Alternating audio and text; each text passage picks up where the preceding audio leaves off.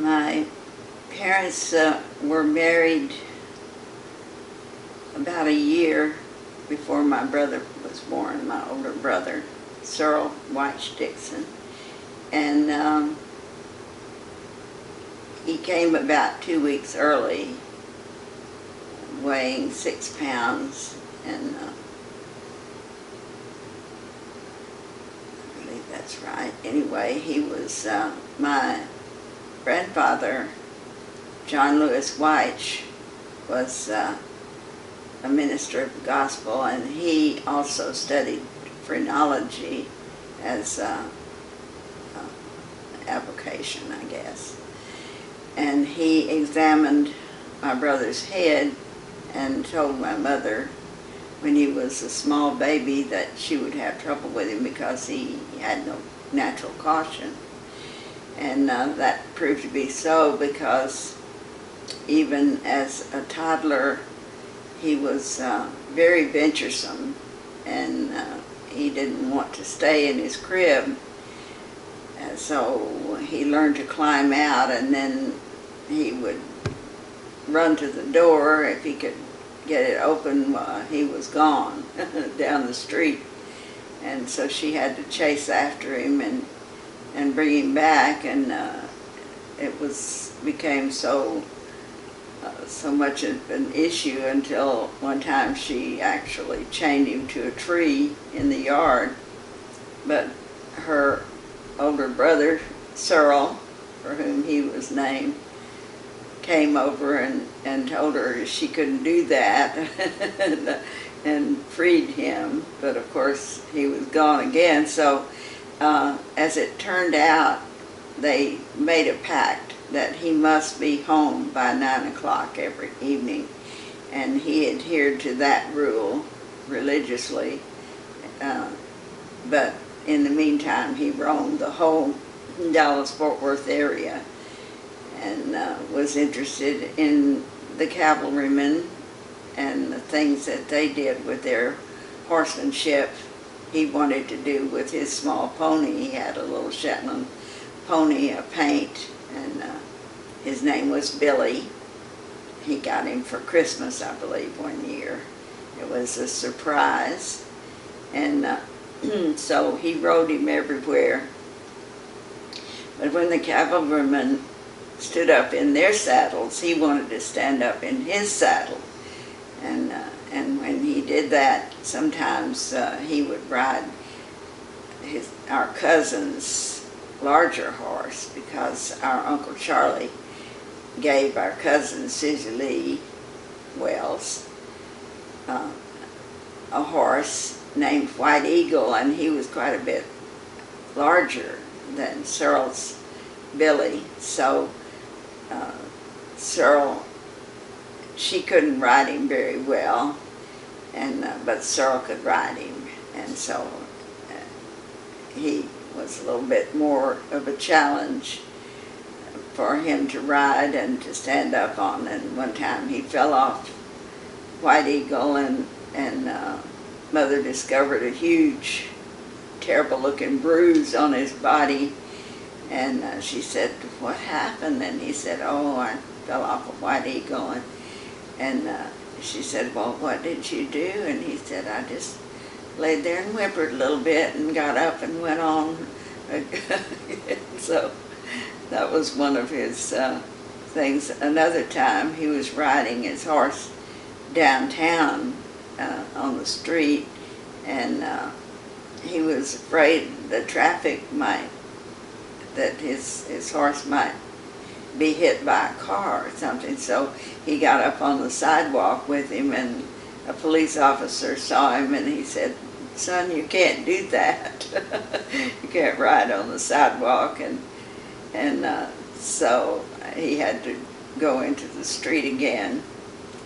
But anyway, he enjoyed riding White Eagle quite a bit. And other times he would ride his own little Billy. And then he had an Airedale dog named Bobby, and he was an outstanding dog. Airedales can climb fences even, and they're excellent in their capabilities, and so they were a threesome, Cyril and Billy and Bobby, and as it turned out, Bobby outlived Cyril. He lived until almost the time when I was born he went to heaven in 1929, and I was born in 1934, and so Bobby lived almost until the time I was born, but they discovered he had dumb rabies, and they had to put him to sleep, and that was sad. But of course he didn't understand what happened to Cyril, and he would go to places where he would normally go meet him, like where he was going to come in from school or wherever it was, but of course he never appeared, and Bobby didn't understand that, you know. So anyway, Cyril was alone without Mother when she went on a trip to Hot Springs, Arkansas, for a couple of weeks, I believe it was, and he was very susceptible to poison ivy or poison oak, and so he had gotten into some, and while Mother was gone, Aunt Mamie was kind of filling in to oversee his care, but because our daddy worked every day, regular business hours, and would only be home in the evenings and on weekends. So he was shy and didn't want to expose his body to examination, and so he hid the fact that he was pretty much eaten up with that poison ivy and pretty miserable, which shows up in one of his photographs with his horse and dog, because he didn't look his usual bright self with a smile that he always had. And also he was barefoot, and Mother was very upset with herself for being gone during that time, because she would never have allowed any of that to take place, and those trials that he had. He was even barefoot in that picture, and she said, you know, he never went barefoot. She didn't allow that. So, but he liked to play marbles, and so he'd be on his knees a lot, and he would wear out the knees of his trousers, and so she had to buy him some rugged trousers that would bear the wear on his knees, and the ones that she would buy were army clothes, and they had like a leather patch or something, sturdy material like that, on the knees, and he'd wear those, and in about 6 weeks they'd be worn through. Then she'd take the patch off, and then the trousers, which were, I guess, you know, pretty sturdy too, they would wear another 6 weeks, and then he'd have holes in his trousers, so they didn't last very long. But he loved playing the marbles, and you can see in one of his school pictures an illustration of it, the kind of trousers that he wore and so forth. And but when he was only 3, he had a little friend, and I don't know whose idea it was, but they decided they would take their little small chairs that they sat in and put them out in the intersection of the busy street outside of Bowen Street and Cedar Springs, and so of course all this was unbeknown to Mother, and somebody came and reported it to her that they were sitting out in the intersection and the traffic was having to go around them to avoid a collision with the cars, and with being run over, the 2 little boys.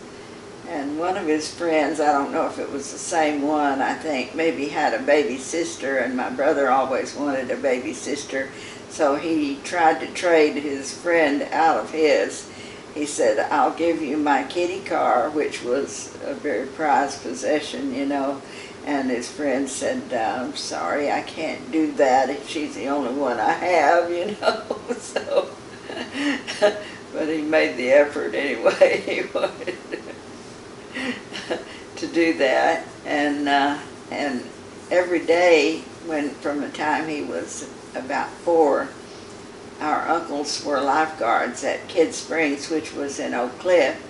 And so you had to take streetcars in those days. They had, and you had to change cars, and if you got on one of the cars, you could ask for a transfer, and they would give you, the conductor would give you a transfer, and then you didn't have to pay again. You just present that when you transferred to another vehicle that went to another section of town, another streetcar. So he would get on the one outside the house at Bowen Street, and then he would ride to the place where he made a connection with the next one, having gotten a transfer. And of course, he wasn't reading in those days, but he could recognize the cars and what they looked like, and so he would transfer to the other car, which would then take him to Oak Cliff, where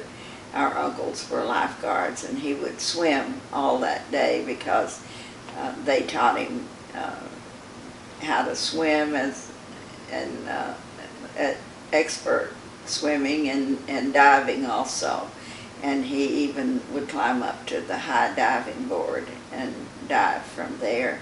One time the ladder was wet, I guess, and slick, and he was climbing out to go to the one that was on top, and he slipped and fell and broke his arm in 3 places. And they said it wrong, and he was never one to cry, but Mother said that he cried that night because it was so painful, and they discovered they had to reset it. They said it wrong, so that was a very painful situation to go through. Another painful trauma he had one time, he found a knife, and he always wanted a knife, and he hid it for a while, but as it turned out, it had a rusty blade, and he had cut his hand with it, and was developing blood poisoning in that. So he had to go to the doctor, and the doctor had to do surgery on it, and that was very painful, and I think he cried that time. But most of the time he bore injuries or whatever with, he was very stoic and bore a lot of pain. And then another time he was on a venture at Rivershawn Park, and it had a large high trestle where the locomotives would travel across from one side to the other of the park.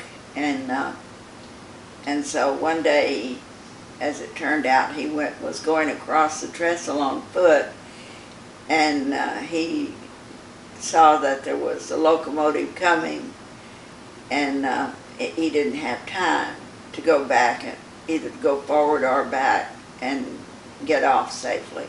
So the only thing that he was able to do was to hang out on the cross ties, holding on with his hands and dangling above the deep place below, and the locomotive, in going across, it was vibrating to the point that it was almost shaking him off. And when he came in that evening, Mother noticed that he looked like his complexion was very red. And she said, "Son, why are you so red?" And he said, "Well, maybe it's because I was so white earlier." And she said, "Well, why were you so white?" And then he recounted to her the story about the locomotive coming across the trestle and almost shaking him off. He obviously overworked his guardian angels because they had to guard him all the time from many hazards, and undoubtedly the angel was on duty at that time, or he would have fallen off and been no telling what, badly injured or killed down below. And he liked to search those hills because I guess the Native Americans roamed that area too, and he would find arrowheads sometimes and in the hills. And so I don't know what ever happened to them, but I never saw any of them, I don't think. Things get lost in moving. But in any case, he was very eager to and venturesome about so many things, and he carried a paper route, and he also had sold magazines that were popular at the time, and then he also had the ambition of, our uncle had a dairy farm with cows, and he had a milk route, and my brother wanted to be on the milk route, but he'd have to get up at like 4 in the morning, and and then carry the milk route and then go to school after that. But it was too little sleep, and he started falling asleep in class, so they had to put a stop to his carrying the milk route. So that was one of his ventures. But he was, from the time that he was 3, his favorite song was The Old Rugged Cross, and there was a recording of it on that he would it had a picture on it that identified it. So at night when he wanted to go to sleep, he would pull that recording out and ask to have it played for him while he went to sleep. And so that was, and then at the time that when he was mortally injured, he was going to Vacation Bible School at the time, and his teacher had promised for perfect attendance a Bible, and he was working to try to earn a Bible. He wanted to get one. He had a little New Testament, which I think I still have somewhere, but he wanted the whole Bible, and he asked Mother after he was injured if she would speak to his teacher, so that he wouldn't lose his credit. And of course, and so those were a few of the things that I recall about him. When he was a small baby, he was allergic to cow's milk, and he would suffer any time that he was given a bottle with cow's milk, and so my mother nursed him, but she contracted the flu and was too ill for a time, so grandmother sent him away to someone who would be a substitute and nursed him for her, go across. And so one day, as Mother was recovering from the flu, she was able to resume nursing him afterwards, but he had gone away to, they called it a wet nurse, a lady who was nursing a baby and could nurse him. And so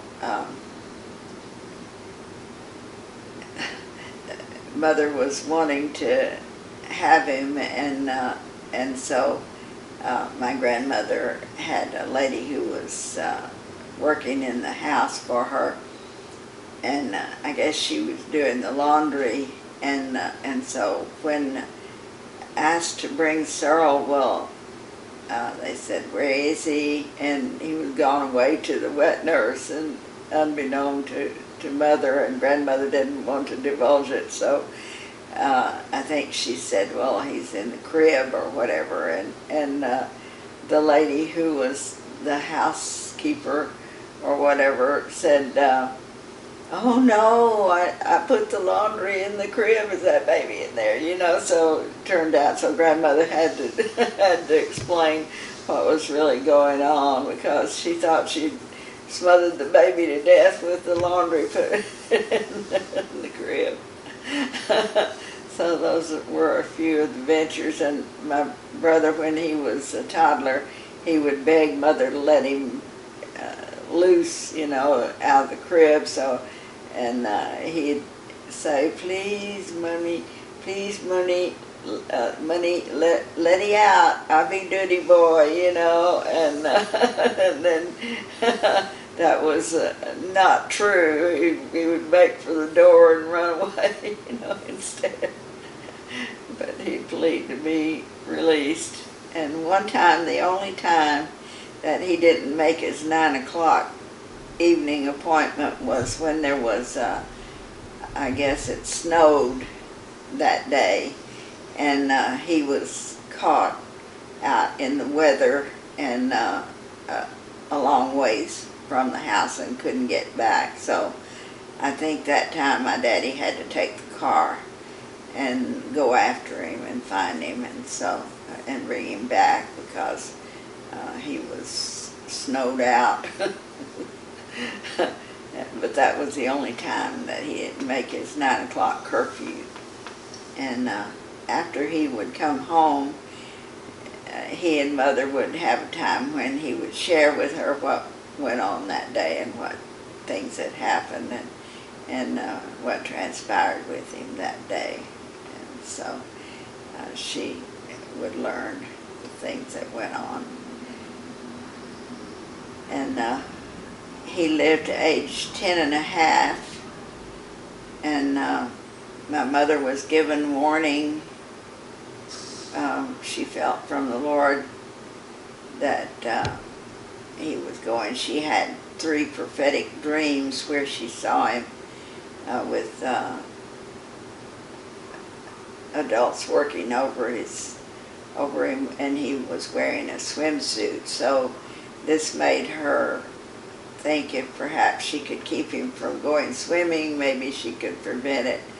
And so she forbade him, that he was not allowed to go to Kid Springs, where our uncles were lifeguards, and he wasn't allowed to go to the swimming pool at North Dallas High School, which was closer by, that he sometimes swam there. And but what happened was, he had friends who were older than he, who were Boy Scouts, and they wanted him to teach them how to do the fancy diving that he knew how to do. So Mother and her sister, my Aunt Mamie, had gone to town to arrange for an appointment to get his portrait shot with the camera, because she liked to get a fresh portrait every year of him. And so by the time they got back, he had already been mortally wounded. He fell from a dam. It was was wet and had moss anyway. His foot slipped off and he fell into the water and was impaled on a rod that was holding the dam together. The city never should have left those pipes exposed, but it was underwater, a number of feet under. But when he fell into the water, he fell and was impaled on one of those rods and bled to death internally.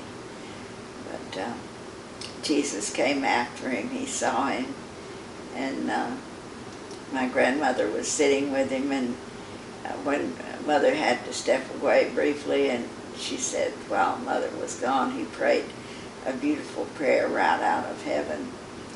He also said the part of the 23rd Psalm, "Yea, though I walk through the valley of the shadow of death, I will fear no evil, for thou art with me, thy rod and thy staff, they comfort me." Just that part of it, which pertained to it. And he said, "Mother, where did Jesus go?" And she knew that he had his spiritual eyesight at that time. She could tell. Also, he said a few other things that he could not have known other than supernaturally, because he he said, it's time to get out the white flags, and she didn't know what that meant.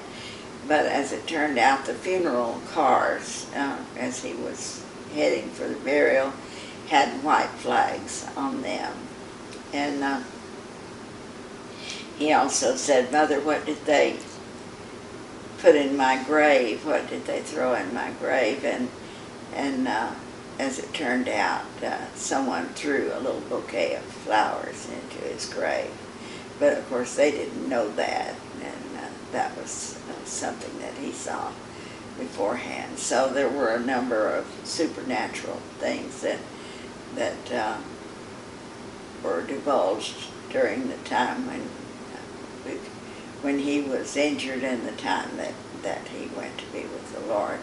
And Mother was given a poem, My Bud Shall Soon Blossom in Heaven, before he was ever injured. And she also had a song was given to her. So those things he had a remarkable homegoing, and Mother told me the details, and it was always a blessing to me to hear about my big brother.